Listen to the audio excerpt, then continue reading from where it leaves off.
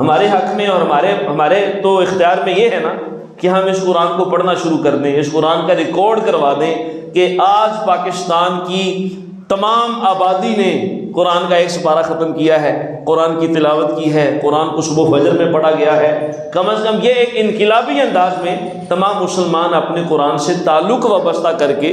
اس حرکت کا جواب دے سکتے ہیں کہ جگہ جگہ پورے چوکوں میں اور بازاروں میں قرآن کی تلاوت لگا دی جائے، اور بڑے بڑے بازاروں میں بڑے بڑے مجمعوں میں قرآن کی تلاوت سنائی جائے، تاکہ قرآن کی اس پرچار کو پوری دنیا دیکھے کہ خالق کائنات کی یہ کتاب کتنی عظیم ہے، جس میں امن کی داستانیں سنائی گئی ہیں، اور ظالموں اور بے شرموں تم اسی کتاب کو لوگوں کے درمیان فساد کا ذریعہ بنا رہے ہو۔ یہ وہ کتاب ہے جس کے بارے میں اللہ کے رسول فرماتے ہیں جس کا ایک سرا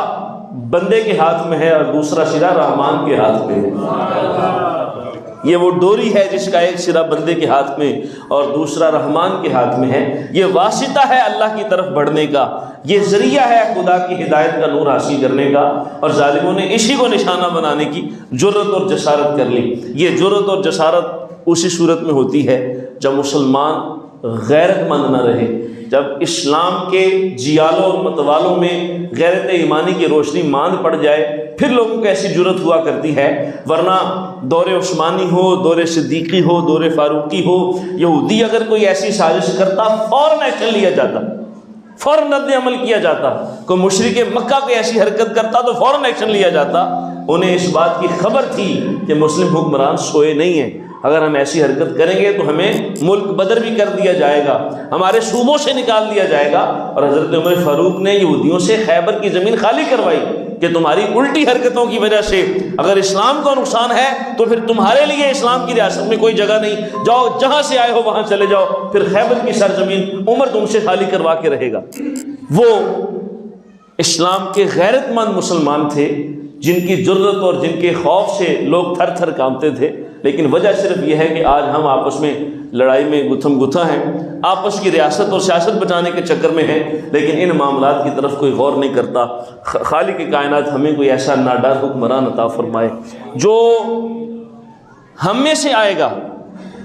اور ہم اپنا کردار بہتر کریں گے تو انشاءاللہ انقلاب برپا ہو جائے گا۔ کوئی ایسا شخص جو کفر کی آنکھ میں آنکھ ڈال کے اس کا مقابلہ کر سکے، کم از کم کفر بڑا بزدل ہے، ایمان کی روشنی میں بڑی جرت موجود ہے، کفر بہت ہی بزدل ہے، اس کی بنیادیں بالکل نازک ہیں۔ اقبال نے کہا تھا صحرا سے اٹھ کے جس نے روما کی سلطنت کو الٹ دیا تھا، وہ اونٹ چرانے والے صحرا کے رہنے والے اگر سپر پاور روم کو شکست دے سکتے ہیں تو یہ تو طاقتیں ہی کوئی نہیں۔ وہ چند ہزار کا لشکر لے کر حضرت عمر فاروق کا لشکر جرار اگر سپر پاور روم کو ٹکڑے ٹکڑے کر سکتا ہے تو یہ تو چھوٹے چھوٹے بونے ہیں۔ لیکن مسئلہ صرف یہ ہے کہ غیرت ایمانی عمر والی کہاں سے آئے، مسئلہ یہ کہ وہ جرت کہاں سے آئے۔ اور وہ جرت تب ہی آتی ہے جب انسان اپنے دین سے مخلص ہو جاتا ہے، جب انسان کو دنیا کی موت سے انسان بے خوف ہو جائے اور زندگی سے انسان پیار نہ کرنے لگ پڑے، پھر ہی ایسا ہوتا ہے۔ آج یہ حالات پیدا کر دیے گئے ہیں میرے ملک پاکستان میں کہ ہر بندہ اپنے پریشانی میں مبتلا ہے، اور اس پریشانی پر اضافہ یہ ہے کہ ہمارے اس قرآن کو سویڈن کے بازار کے اندر ظالموں اور فاسقوں نے ہمارے قرآن کو آگ لگا کے جلانے کی کوشش کی اور کچھ صفحات جلا دیے۔ الامان الحفیظ، اللہ تعالیٰ ہمیں اس معاملے میں پکڑ نہ فرمائے کہ میری کتاب جل رہی تھی، تمہارا ایمان کیا کہہ رہا تھا، یہ سوالیہ نشان ہے۔ ہم یا اللہ تیری بارگاہ میں عرض کرتے ہیں کہ جتنا ہم سے ہو سکا ہم کریں گے یا کر رہے ہیں۔ میرے مولا جس کی ہم بے سکت نہیں، طاقت نہیں، اس کا مواخذہ ہم سے نہ فرمانا۔ اللہ رب العزت ہمیں معاف فرمائے۔